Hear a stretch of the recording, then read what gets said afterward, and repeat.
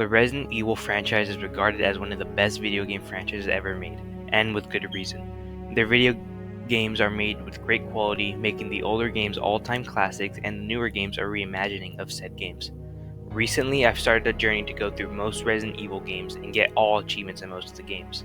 One of the games I've 100% is Resident Evil 2 Remake, which I had a fun time doing. If you are not aware, this game either follows Leon S. Kennedy or Claire Redfield, each with their respective campaigns. Once completing Leon's story, however, I had gotten an idea. You see, during Leon's campaign, you are given guns such as a Matilda, a W870, and combat knife, and in the Resident Evil 4 remake, you are given the same weapons throughout the campaign. So it brought me to this conclusion. Can you beat Resident Evil 4 only using weapons from Resident Evil 2?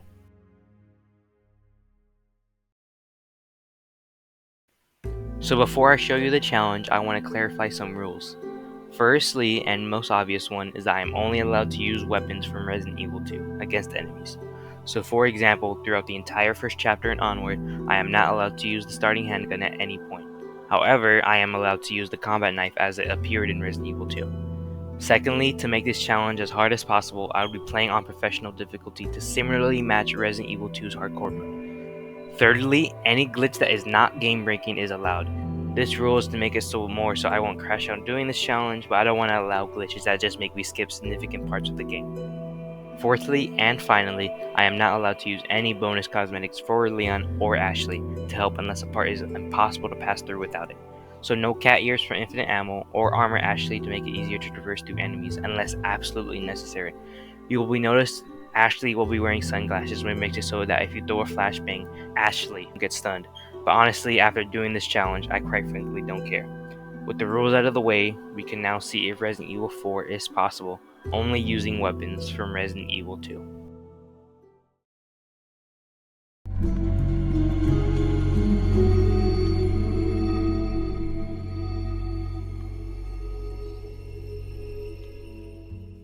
After the intro, the run officially begins when I am allowed to open my inventory.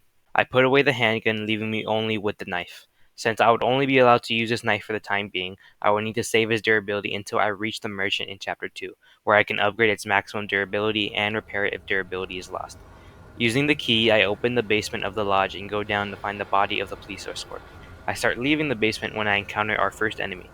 Thankfully, I can skip this enemy by baiting a rush and running out of the basement after it rushes twice. I go through the lodge, get the green herb in this cabinet, and go upstairs to talk to Hunnigan about Ashley. After being ambushed by some villagers, Leon jumps out of the window in the lodge to escape. I make my way to the village square, encountering enemies along the way. I skipped over them to, again, save my knife as much as I can, but I ended up stepping in a bear trap and losing a pretty significant amount of my health. Nevertheless, I arrive at the village square where we see the other police escort being burned alive. Sneaking around the village, I gather resources and take out these two villagers without getting caught. After gathering everything I can without being detected, I run towards one of the houses. For those who do not know, this house holds a shotgun, which is conveniently the W87 shotgun, the one Leon uses in Resident Evil 2. However, this causes the chainsaw villager to spawn, but I have a simple strategy to survive this part before bingo. Once the cutscene ends, I would run to the back of the house, gather the supplies, run upstairs, get the shotgun and the ammo for it on the bed. By this time, villagers from the ladder and the chainsaw villager would be inside the house. I would jump out of this window, jump off of the house, and proceed to run in a circle around the village following this path. If any villagers get in the way, I would use the shotgun. Once I reached the house I started in, I would climb the ladder and protect the spot until the villagers made it from the house windows, or the chainsaw villager made it to the roof. Thanks to my 700 hours in DVD, I was able to run this loop until the bingo bell rang.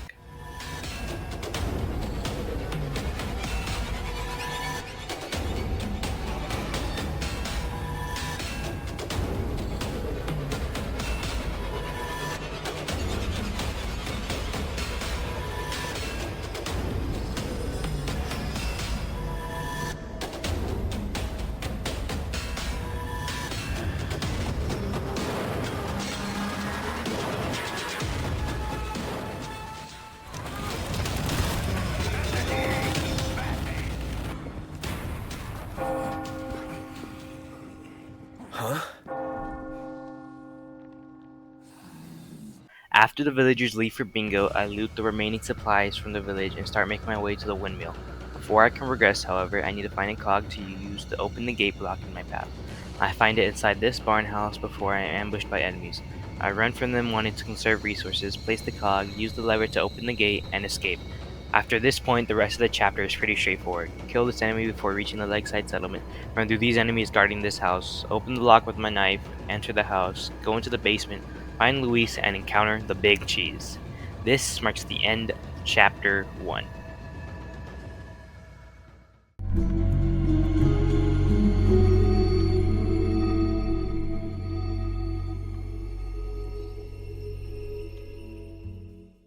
Chapter 2 starts with me losing all of my inventory, so I have to get it back if I want to defend myself.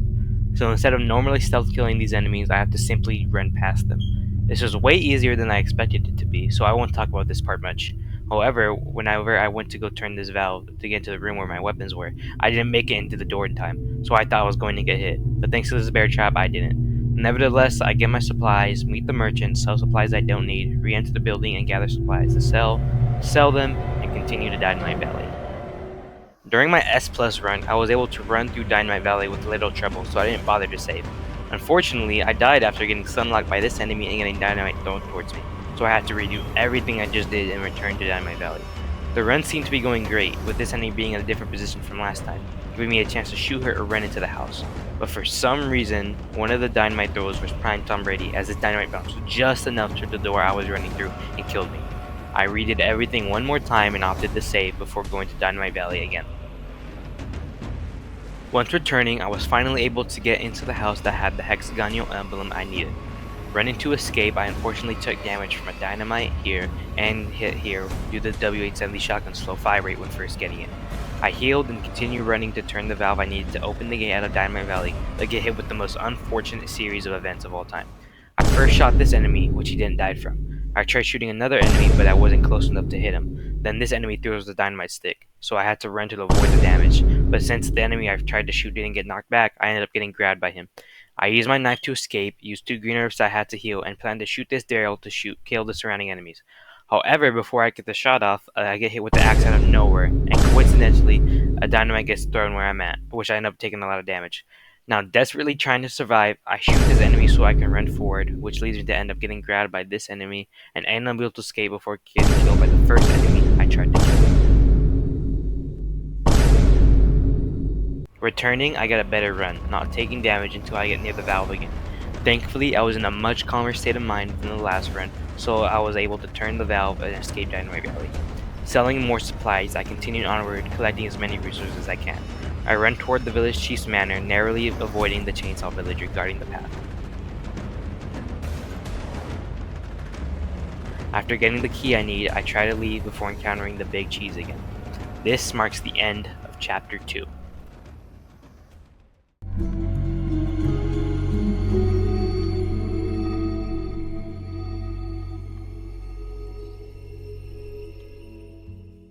After the big cheese leaves, I continue towards the church. Before leaving the village chief's manor, I help the dog stuck in the bear trap.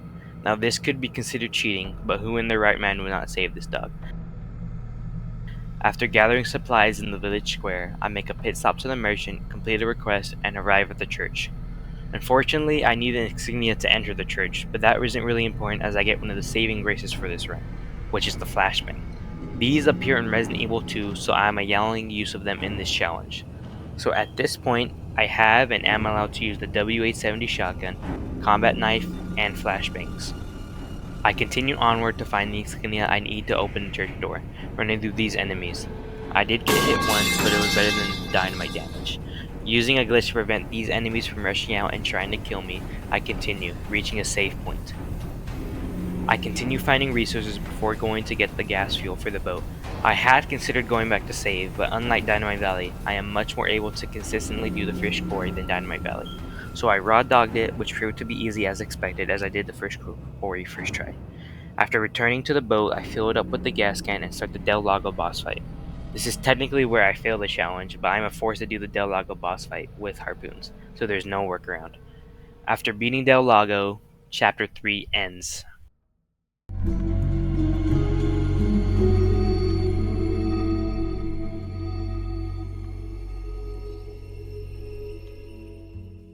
Chapter 4 is where the difficulty of this challenge really kicks in, as Plaga enemies are introduced. Normally, you would throw a flashbang to get rid of them easily, but since most of my gunpowder was going towards making shotgun ammo, flashbangs became a rare resource I must preserve. So if I had to use one, I would want to use it in a situation where I get the most value out of it. Moving on, I had a pretty good run of Chapter 4 before going to get the last head of the insignia.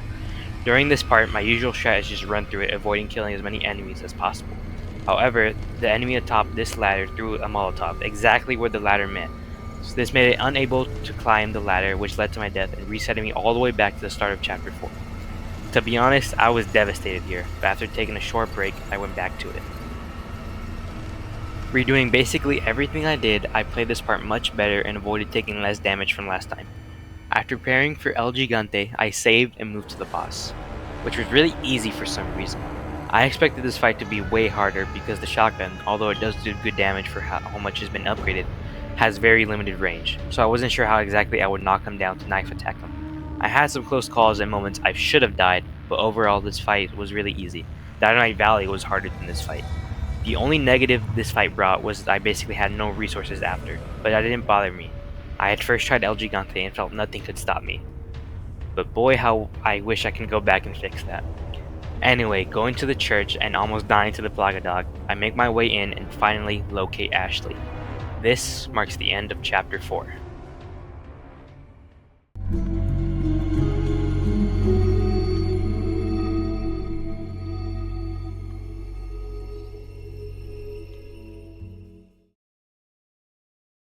Hell.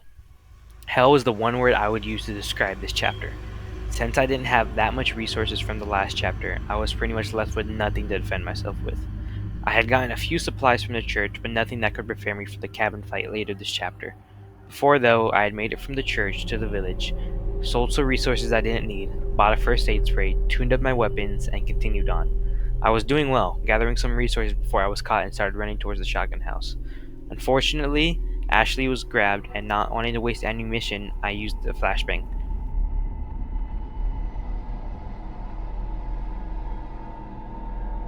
I got to Ashley, helped her up, but now most of the enemies had surrounded or blocked the path, which made me use my shotgun ammo.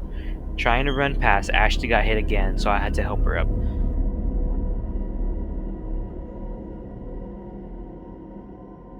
At this point, I was just trying to get out of the situation I was in, so I ran, but Ashley got hit one more time. She was in a pretty bad position, so I tried to use my shotgun ammo to kill the enemies, but I ended up dying. I did another horrible attempt before having a very close call, but since I'm goated, I hit a parry, saving myself from damage and also being able to save Ashley.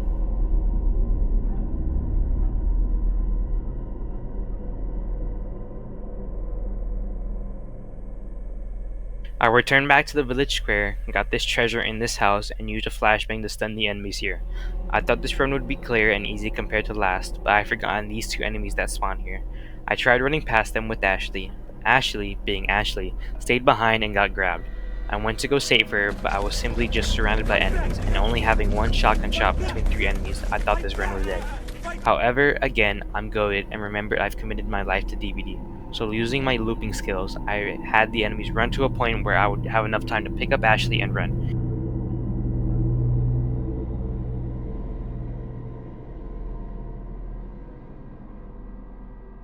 After doing so, I baited the enemies to the house so me and Ashley would have enough time to run past this gate. If I made it past here, those enemies could not attack me. I continued running until I reached this sales point as I knew the cabin fight was up ahead, and I had zero faith I would be able to one-shot it. Selling resources I didn't need, I saved, and entered the second hardest part of this challenge. Before going into the cabin fight, I knew it would not be easy. Like I foreshadowed before, I had very limited supplies, so going into a part where I would need to kill a large amount of enemies was not giving me hope. Plus, the fact I only had one shotgun bullet, 3 heals, and not enough gunpowder to make shotgun ammo, it lowered my hope even more. But still, I went onward. I had to know if this challenge was possible. Technically, it wasn't because of Del Lago, but I ignored like that ever happened. After reaching the cabin, I looted every possible item that spawned naturally and the boxes to maximize my chances of beating this fight. In the end, I had 13 shotgun shots, 1 flashbang, and 3 heals, and 1 green herb. It wasn't much, but I had to work with what I had. My general strategy for this fight was to use my knife to parry attacks from enemies that had one-handed enemies and kill enemies that had two-handed weapons with the shotgun. This was because I am much more consistent hitting perfect parries with enemies that have one-handed weapons compared to two, which I was most likely to mess up the timing. I would also try to prevent as many Plaga enemies from spawning. This would mean I could save shotgun ammo, my flashbang, and knife for maximum use. With this info, my first run went on right. I made it many mistakes, but my first run, I had gotten to the point where the brute spawned. This gave me slight hope that this fight was possible. The reason why this run failed was because I had used all my heals, had none left, and there were simply too many enemies to kill with the shotgun ammos I had.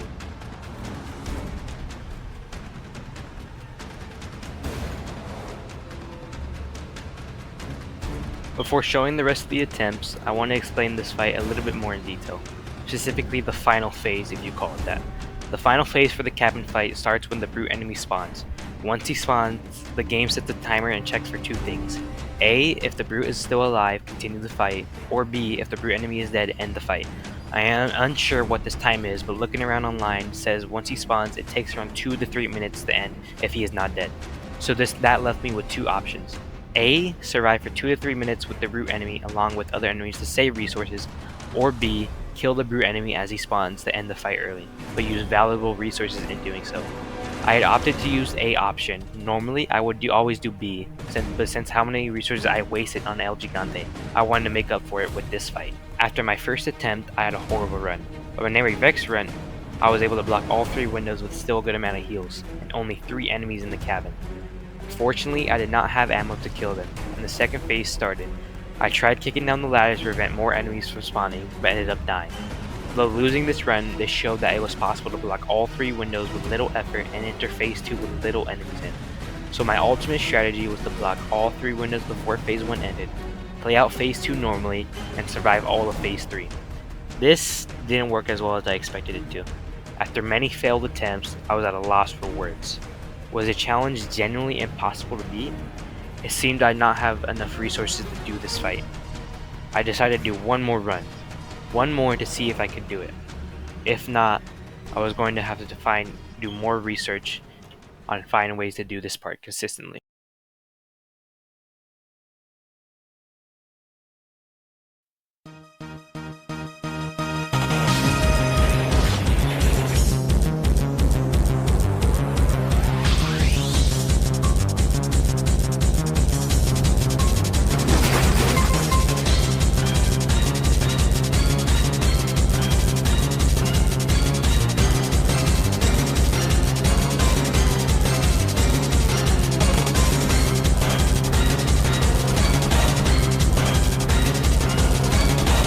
Perfect!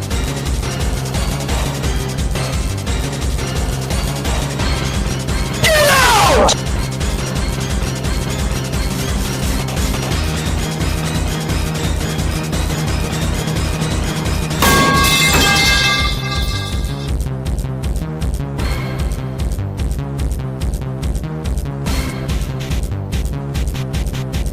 Perfect!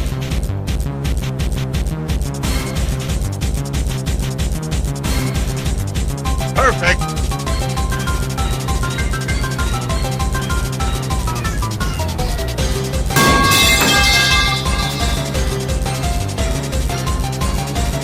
Perfect!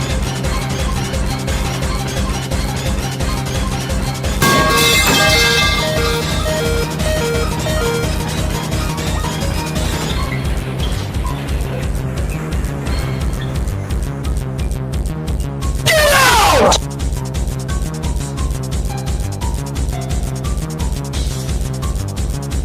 Perfect!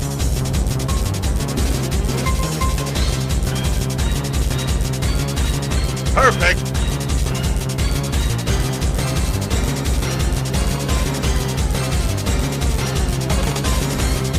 Perfect!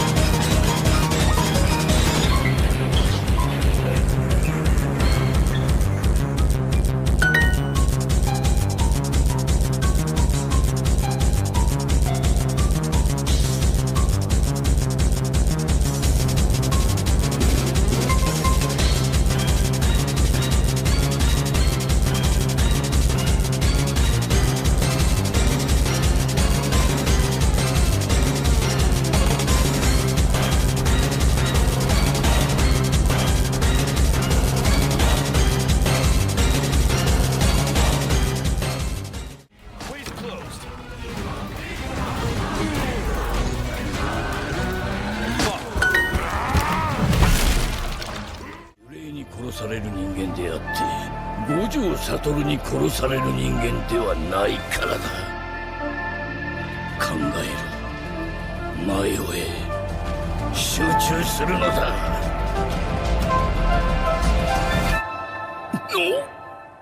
マジか。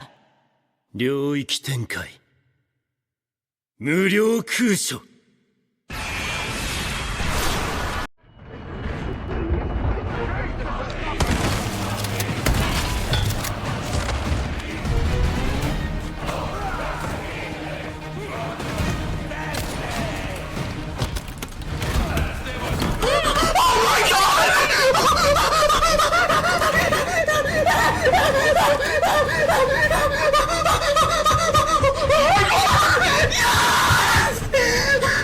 I had somehow gotten the perfect phase 1 and was able to keep enemies out in phase 2.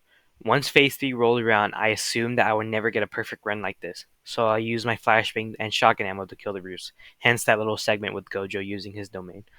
This marks the end of chapter 5 and the first real difficult part of this challenge.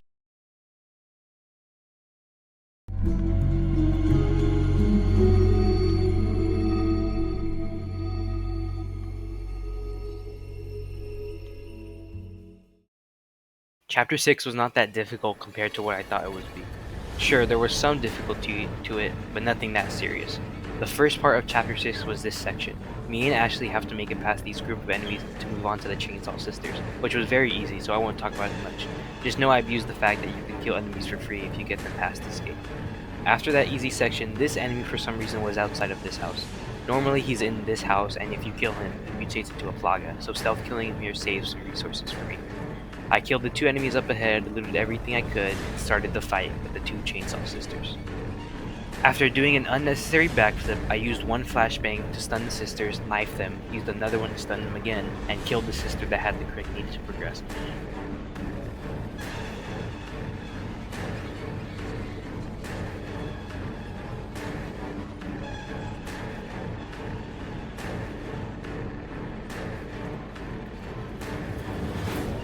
I ran past the other enemies here, inserted the crank, and started rotating it to open this gate. Unfortunately, this forces Ashley out of the locker I had put her in preemptively before starting the fight.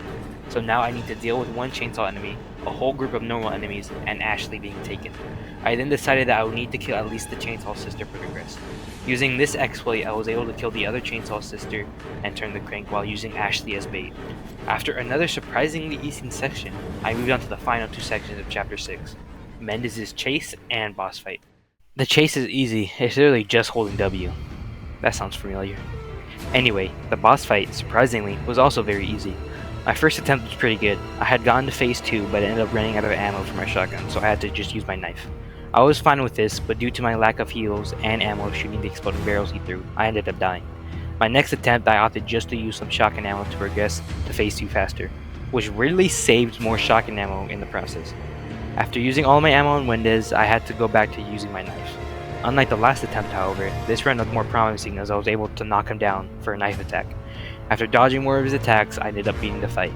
Sure, I had no more ammo, but I beat him, so I was taking it. I had considered redoing the fight knife only, just save that shotgun ammo. To be honest, it was already late, I had school the next morning, so I opted just to continue to Chapter 7 and the next section of Resident Evil 4, the castle.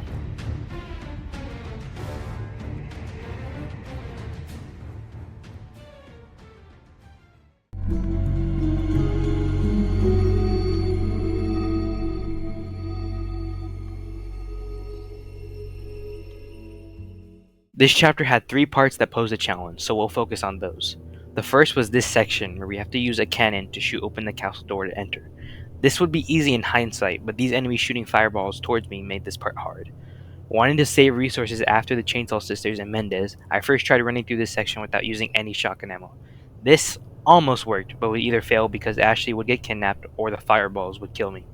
I tried 3 more attempts before opting to just use shotgun ammo to shoot the exploding barrels, and wouldn't you know it, this would be the attempt I would succeed in. After looting around the place, I entered the castle, met Ramon, and got ambushed by enemies. Unlike the last part this time, I was able to save some resources and didn't have to use any shotgun ammo or flashbang. The next was the Garrador section, but this part was very easy, so we'll skip over it. This puzzle, however, made me waste 7 shotgun bullets. I had contemplated restarting to optimize the ammo I wasted here, but I'd rather adapt than restart. Returning back to the entrance, I loot up everything I can before entering the last hard part of Chapter 7, the water hall. This part was if the cabin fight hit a black flash.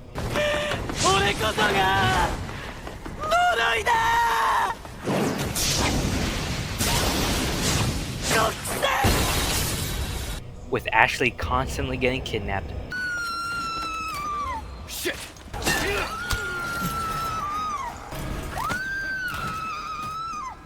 to me getting hit and having to use healing items, Go right. this part was torture. Thankfully, I had gotten the Halo wheel and was able to use it to lower the stairs down to enter Phase 2 of the water hall. Fearing losing progress, I saved right before this to make sure I didn't have to do everything I did all over again. This would turn out to be a blessing and a curse. A blessing because I didn't have the fear of restarting, but a curse because now all enemies would be camping the entrance of the water hall. I wanted to save my resources knowing what was in Phase 2, but the overwhelming amount of enemies made me use one flashbang. After reaching the part where Ashley had to turn the 2 cranks to open the path, this is where I'd like to say I failed the challenge. Not because I used the weapon not from Resident Evil 2, it was because I used Ashley. This section brings up 2 important things. A, the difficulty of this challenge didn't come from my limited resources, it came from the fact I had to worry about Ashley. This normally wouldn't be too hard on a normal playthrough, but due to my limited weapons, it made parts like this impossible. And B, I know I said I wanted to not use cosmetics unless absolutely necessary, but the circumstances I was in made this part impossible for me to do so. Sorry for crashing out a little bit, but how much this challenge restricts you made parts like this use Ashley armor. Sorry for pausing the video here, but what I wanted to say here is the rules I restricted upon myself made me cheat this section. As I am recording this and having done research beforehand, no one has done this challenge, so I am the first person to do this challenge and lay the rules out for it. Essentially, I just wanted to clarify that my crash out here is due to my rules and not some rules made by someone else. Back to the video. Anyway, after equipping the armor, I made it past this part first try. Like I said for my first point, eliminating the need to worry about Ashley made this challenge somewhat possible. By the way, I went back to the water hall on a different run and tried doing this part with more flashbangs, but she would still not run after throwing me down. If anyone knows how to do this part with only the W870 shotgun, flashbangs, and no cosmetic except sunglasses, please let me know in the comments. After Ashley turns the 2 cranks, me and Ashley leave the water hall, she runs away, and I continue on to Chapter 8. With that, this will be the end of part 1 of this challenge. I was going to originally post this video into one, but considering how this video is already about 30 minutes long, I wanted to split this challenge into 2. And how I technically failed the challenge here, this is the best spot to end it. Part 2 will be posted within a week of this video's upload, so stay tuned for that. Other than that, thank you for watching this video, please drop a like, consider subscribing, and have a great rest of your morning, afternoon, evening, or night whenever you are watching this.